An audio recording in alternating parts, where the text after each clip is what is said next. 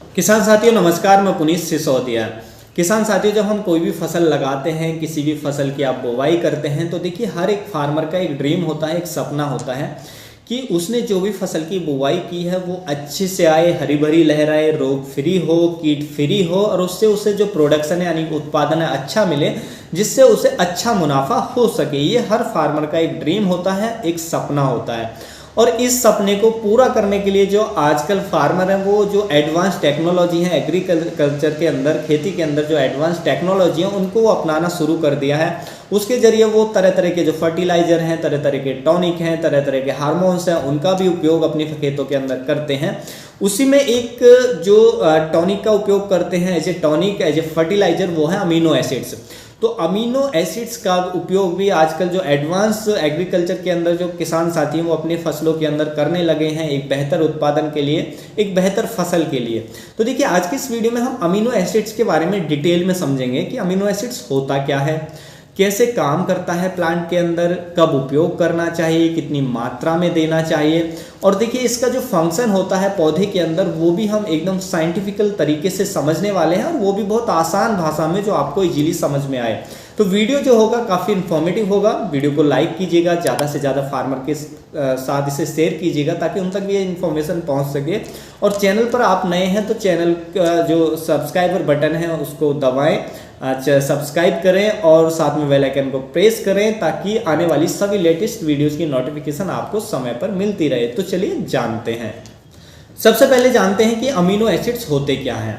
देखिए कोई भी लिविंग ऑर्गेनिज्म है दुनिया के अंदर, चाहे हम हो, इंसान हो, क्या है हम भी जीवित हैं, या पौधा हो, पौधा भी एक लिविंग ऑर्गेनिज्म होता है, या कोई भी जानवर हो, कोई भी चीज़ दुनिया की हो, तो देखिए उसके जो बॉडी बनी होती है वो अंगों को मिलकर बनी होती है। जैसे हमारी बॉडी है, हमारी बॉडी का विकास कैसे होता है, हमारी बॉडी कैसे बनती है, बहुत सारे अंगों को मिलकर, जैसे उसमें हार्ट भी है, लीवर भी है, किडनी भी है, इन सबको मिलाकर के एक बॉडी का निर्माण होता है। उसी तरीके से पौधा भी एक लिविंग ऑर्गेनिज्म है।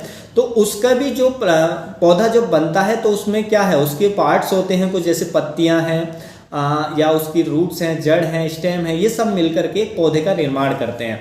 लेकिन इन जो ये पार्ट्स हो गए या हमारे जो ऑर्गन्स हो गए, जैसे किडनी है, लीवर है, इनको बनने के लिए भी एक चीज़ की रिक्वायरमेंट होती है, वो है सेल्स। यानी कि बहुत सारी सेल्स मिलकर के एक अंग बनाती हैं। जैसे हमारा लीवर हुआ, हार्ट हुआ, किडनी हुआ, तो ये कोशिकाएं होती हैं, कोशिकाएं मिलकर के इसका निर्माण करते हैं। इसी तरीके से पौधे के अंदर पत्तियों को बनाने के लिए सेल चाहिए, कोशिकाएं चाहिए।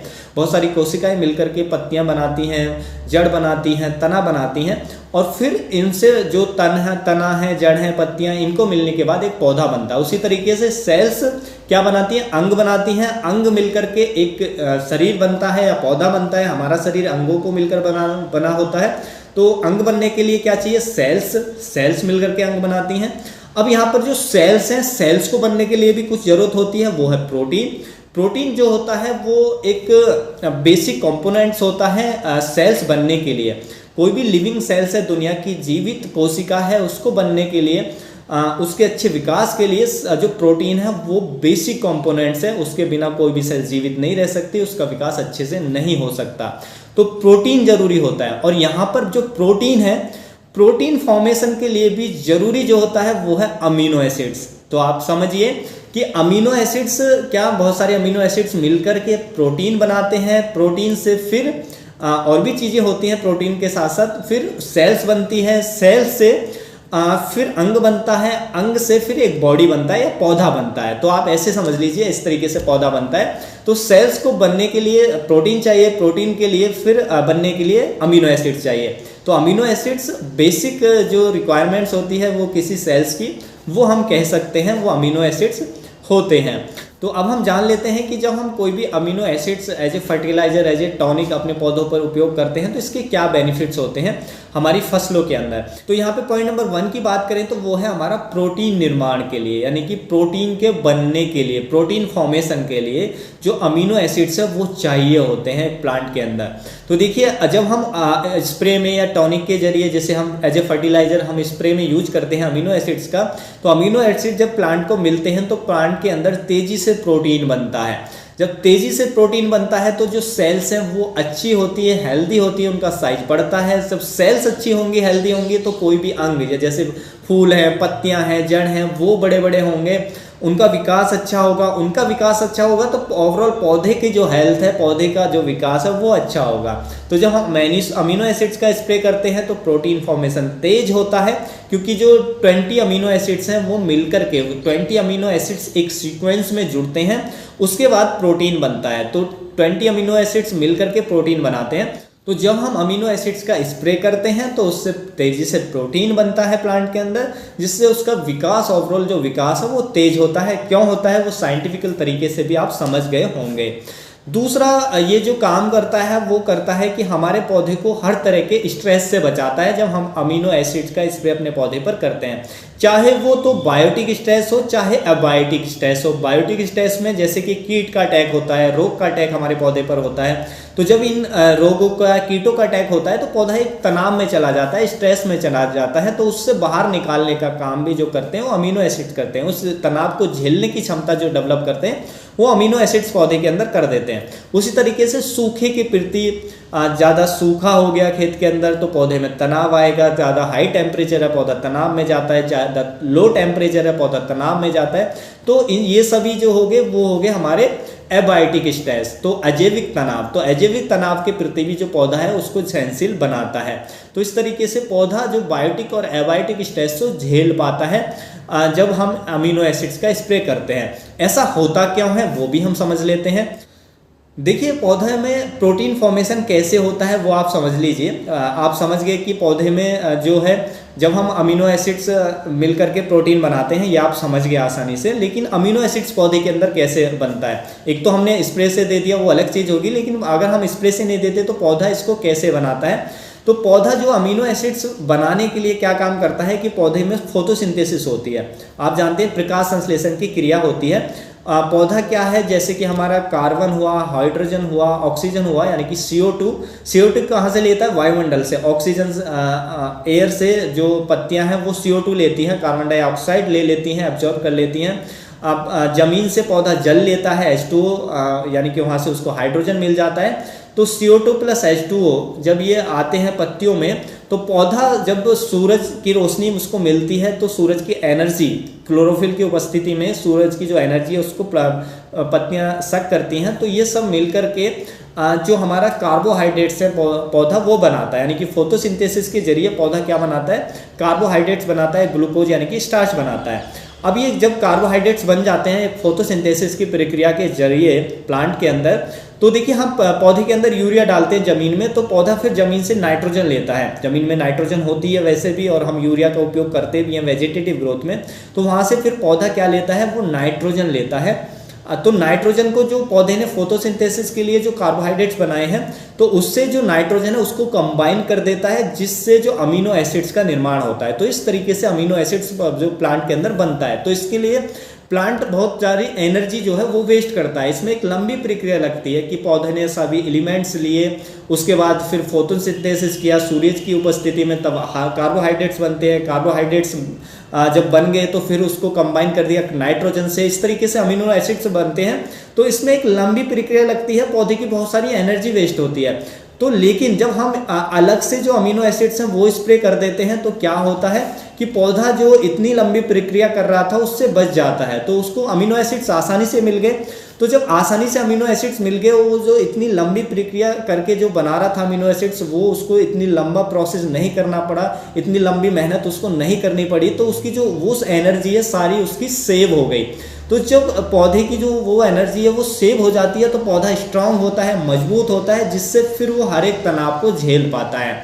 तो ये इस तरीके से भी जो पौधे को हर तरह के स्ट्रेस से झेलने की क्षमता डेवलप होती है जब हम अमीनो एसिड्स का स्प्रे पौधे के अंदर करते हैं। तो हर तरह के स्ट्रेस से बचाने का भी ये काम करता है।